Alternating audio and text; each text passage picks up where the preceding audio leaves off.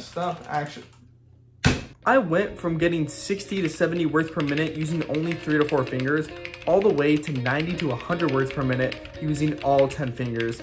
Here's how I did it. It's really not that deep. So first step, you need to learn how to touch type. Touch typing is when you learn how to press the keys on the keyboard without looking down as you are pressing them. So this is not touch typing. If I am looking, okay, I need to press I, F, A, E. Okay, you don't succeed. You see how I'm looking down at my keyboard the whole time because I'm not familiarized with the keyboard layout, where the A is, where the Q is, where the J is, where the C is. Touch typing is getting so used to this keyboard layout, or just any keyboard layout that you're used to, and being able to familiarize yourself with it so much to the point where you don't have to look down. You are looking at the screen only. You're not looking at the keyboard. You're not looking where the combination of letters that you plan to type is. It's all about typing exactly what you plan to type. It's like, think about if your vision was cut off to here and you can only see the screen. You should familiarize yourself so much to the point where you know where every single key is, every single combination, to the point where you never even need to look at what letter is what letter.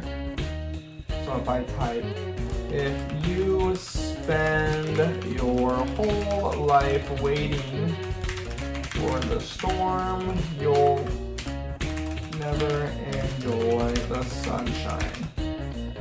And that was only 60 words per minute with 88% accuracy. But the point still stands, I didn't look at the keyboard. So there are plenty of different websites that you can go ahead and take a look at and really get familiar with typing or learning how to touch type. One of those is Monkey Type. This one's usually used, at least for me, in terms of if I just want to show off to someone, I will put it on time, and then just because it's pretty easy because it's no capitals or any punctuations like that. Or you can do some quotes, you can do certain words. There's a lot of stuff you can mess around with, and it really is, for me, it's the most convenient option if I want to go and learn, or not even learn, but just familiarize myself more and practice my typing. There's other websites like NitroType, TypeRacer, 10 Fast Fingers, and also the main one, which we're going to go over, typing.com. But the reason as to why typing.com is my go-to is because it lets you learn every single combination of letters and words there is to exist. First, you start off in little things, like for example, just learning how to press the J key. Where is the J key? Let's get some practice.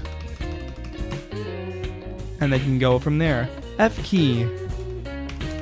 J, F, F, F, J, F, F, F, J, F, F, F, J, and it's little things like that, but you do that, and like in that, I just did 2 different typing tests.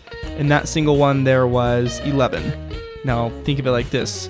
There's 14 in this one, 11 in this one. This is DEI, the last one was URK, the first one was JF in space, and each one has around that same amount for every single key, and it really just gets that muscle memory built in to your head and into your fingers on where you should be typing at all times, where your fingers should rest, what keys you should press with each finger, and all of the above.